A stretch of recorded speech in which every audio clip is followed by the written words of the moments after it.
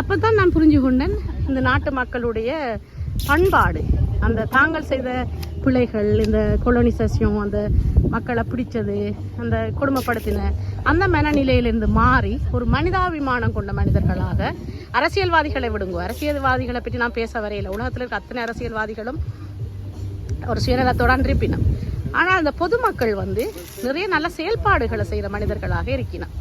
உண்மையிலேயே நீங்கள் அந்த பிரான்ஸ் நாட்டில் வசிப்பவர்களாக இருந்தால், வாழுபவர்களாக இருந்தால், இந்த மக்களோடு இந்த மொழியை கொஞ்சம் கற்றுக்கொண்டு அவர்களோடு இறங்கி பழகி பாருங்கோ.